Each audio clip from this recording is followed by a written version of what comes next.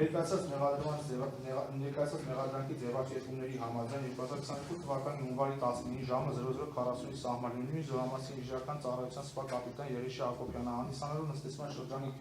պատասխանատու խախտելով շրջապատի համար առավել վտանգ ներկայացնող նյութերի ավտոբենզին հետ վերաբերելու սահմանված համապատասխան պահանջները կացարանում վարարանը վարել է ավտոբենզինում, որի արդյունքում կացարանում բռնկվել է ՀԴ եւ հակարդային պաշտպանության համապատասխան միջոցների բացակայության պատճառով կացարանում գտնվող զինծառայողների կողմից ոչ միայն հնարավոր չի եղել այն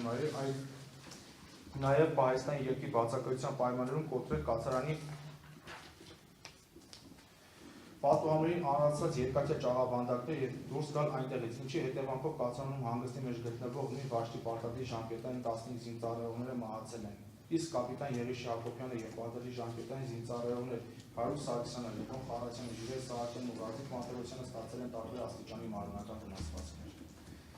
Մեղադրանքի վերաբերյալ ձևակերպման տրամաբանության համաձայն հրդեհի բռնկումից անմիջապես հետո կացարանի միջավայրում հանգստի մեջ գտնվող զինծառայողները կացարան չեն կարողացել լքել, հատկապես դրանում հակարդային պաշտպանության համապատասխան միջոցների բացակայության պատճառով։ Մինչդեռ դեպքերի զարգացման հաջորդականությամբ վերաբերյալ ինձ հայտնի եւ իմ կողմից մատնանշված տարբերակի համաձայն,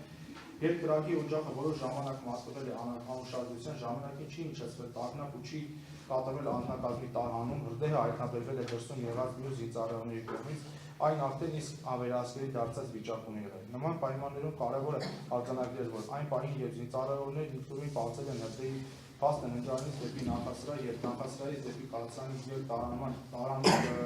տեղամասն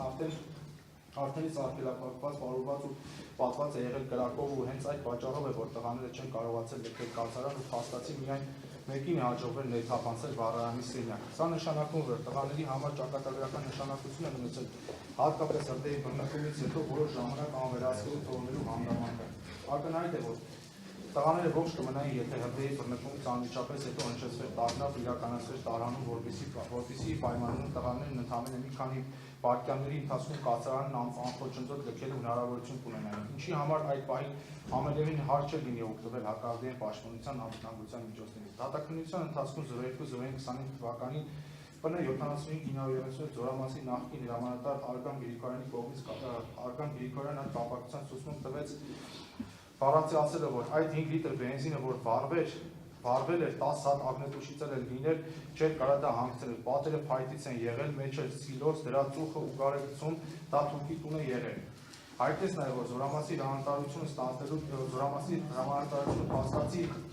ստանձնել 2022 թվականի դեկտեմբերի 20-ից եւ իսը վաճառում եղել է 2 անգամ։ Հետպատերազմական իրավիճակով պայմանավորվեց, ինչպես ողջ զորամասը, այնպես էլ